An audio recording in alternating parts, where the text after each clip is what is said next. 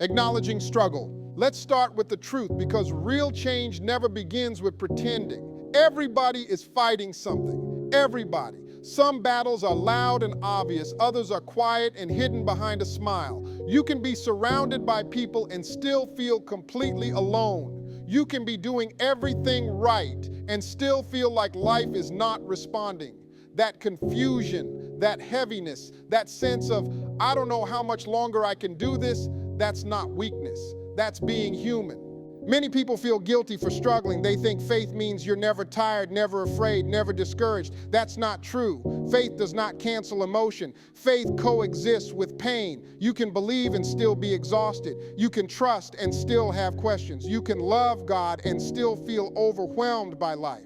Struggle does not mean you are failing. It means you are carrying something heavy. Some of you are dealing with disappointment that didn't come from one big moment, but from a series of letdowns. You tried, you gave effort, you prayed, you waited, and it didn't turn out the way you thought it would. Over time, that wears on you. It makes you doubt yourself. It makes you question your purpose. It even makes you wonder if you're being heard at all. And here's the hardest part. Struggle often comes when you least expect it, right when you thought things were finally lining up, right when you felt hope again. That's when frustration creeps in. You start replaying conversations in your mind. You start asking, what did I do wrong? Or why does it seem easier for everyone else? Acknowledging struggle is not complaining. It is clarity. You cannot heal what you refuse to name. When you admit, this is hard, you are not giving up. You are telling the truth. And truth is always the first step toward transformation. God does not ask you to deny your pain. He asks you to bring it to Him. God's presence in the valley. Now here's where perspective begins to shift. Just because you are in a low place does not mean God has left you there alone. Valleys are uncomfortable, but they are not abandoned places. They are often where direction becomes clear. They are where growth happens quietly. They are where dependence replaces pride. When life is going well, it's easy to feel confident. But when things fall apart, that's when you discover what you truly believe. In the valley, you learn how to pray differently. Not polished prayers, not impressive words, just honest conversations. God, I need you. And those three words can be more powerful than anything else you say. Many people assume that if God were really with them, they wouldn't be struggling. But that assumption is flawed. Some of the most meaningful moments of spiritual growth happen when everything feels uncertain. God does not only walk with you on the mountaintop, He walks with you through the confusion, through the silence, through the days when progress feels invisible. The valley strips away distractions. It forces you to slow down. It exposes what you've been leaning on instead of God. And while that process is uncomfortable, it is also necessary because what you rely on in the dark is what truly sustains you. God's presence does not always remove the difficulty, but it gives you strength to endure it. It gives you peace that doesn't make sense. It gives you reassurance when logic fails. Even when you feel weak, even when your faith feels small, His presence does not fluctuate with your emotions. You may not feel God the way you want to right now. That does not mean He is absent. Feelings change. God's presence does not. He is with you when you are confused. He is with you when answers are delayed. He is with you when the valley feels longer than you expected. And in that valley, something is happening, even if you can't see it yet. Delay is not denial. One of the most painful misunderstandings people carry is the belief that if something takes too long, it must not be meant for them. When answers don't come quickly, when doors stay closed longer than expected, discouragement starts whispering lies. You begin to think you were overlooked, forgotten, or passed by. But delay is not denial. Timing and rejection are not the same thing. Some delays exist because what you're asking for requires growth you haven't completed yet. You're praying for elevation, but elevation without preparation creates pressure you can't sustain. What looks like God saying no is often Him saying not yet. And not yet is an act of protection, not punishment. Think about how many times you wanted something badly, only to realize later that you weren't ready for it when you first asked. If it had come early, it would have broken you instead of blessing you. God sees the full picture. He knows what the future demands of you, even when you don't. The delay is often where strength is built quietly, without applause. Waiting exposes what you trust. When things move fast, faith feels easy. When things slow down, faith is tested. In the delay, impatience rises. Comparison creeps in and doubt tries to take over. You start watching other people receive what you've been praying for. Same prayer, same effort, different outcome. That hurts. But comparison will distort your perception if you let it. Their timeline is not your assignment. The delay also teaches endurance. It forces you to keep showing up without immediate results.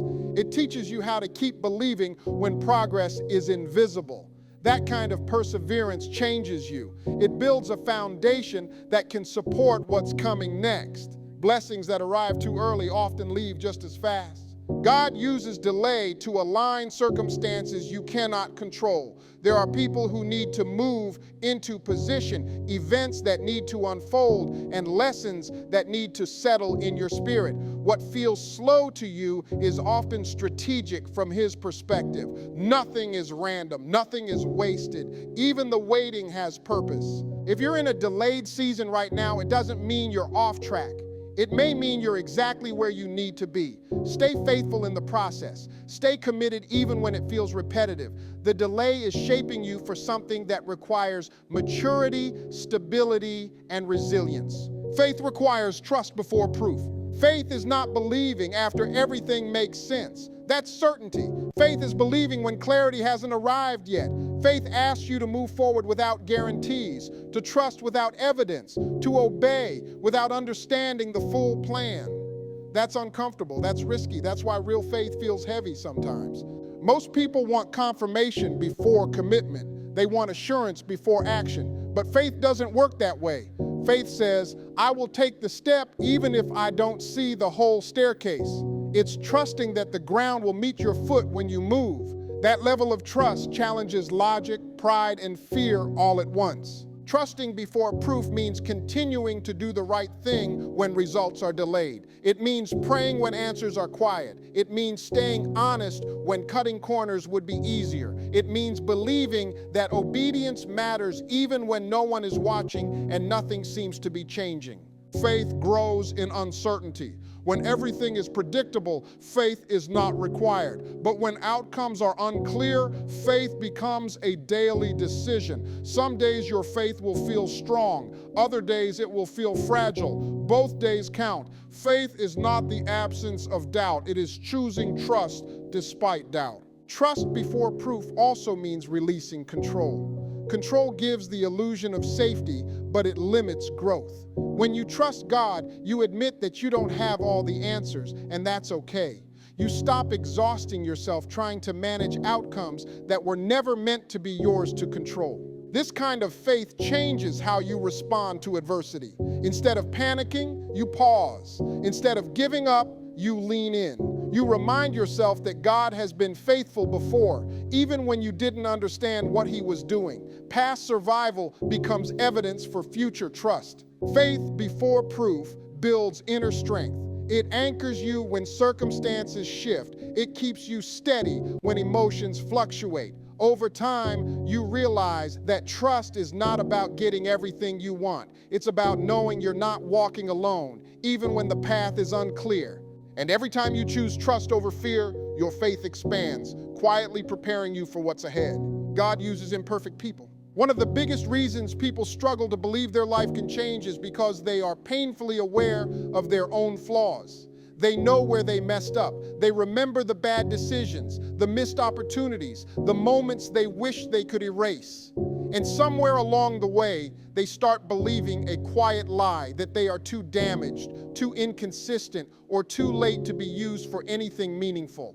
But God has never waited for perfection to get involved. If He did, nothing would ever move forward. He works with real people, not polished ones. People with doubts, people with fear, people who start strong, stumble, fall, get back up, and sometimes stumble again. Your imperfections do not disqualify you. They make you relatable and reachable. Many people think God only uses those who have it all together. The truth is, He often chooses the ones who know what brokenness feels like because they understand grace in a deeper way. Pain produces empathy. Failure produces humility. Struggle produces dependence. Those qualities matter more than image or appearance ever could. Your past mistakes may have slowed you down, but they did not cancel your purpose. What you went through taught you lessons you could not have learned any other way. It gave you perspective. It gave you compassion. It gave you strength you didn't know you were developing at the time. Even regret can be redeemed when it reshapes how you move forward. God's power shows up most clearly in weakness. When you stop pretending you're strong and admit where you're vulnerable, you create space for transformation. Perfection hides, authenticity heals. God does not need you to be flawless. He needs you to be willing. Some of the most powerful changes happen when people stop trying to impress God and start trusting Him. You don't have to clean yourself up before coming to Him. Growth happens after connection, not before it. When you show up as you are, that's when change becomes possible. Change starts within. Most people pray for external change first. A new job, a better relationship, more money, less stress, and there's nothing wrong with wanting those things, but often the deeper work God is doing has nothing to do with your surroundings and everything to do with your inner life. Before situations change, perspective has to change. Inner change is uncomfortable because it forces self-examination. It exposes habits, attitudes, and thought patterns that have been quietly shaping your life.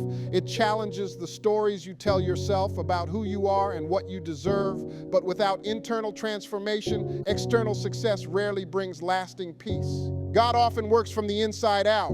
He reshapes how you think before He reshapes where you stand. He builds character before He hands responsibility. He strengthens emotional maturity before He grants greater influence. This internal work is slow, but it is essential. When change starts within, reactions begin to shift. You respond differently to pressure. You pause instead of panicking. You listen instead of reacting. You forgive instead of holding on to bitterness.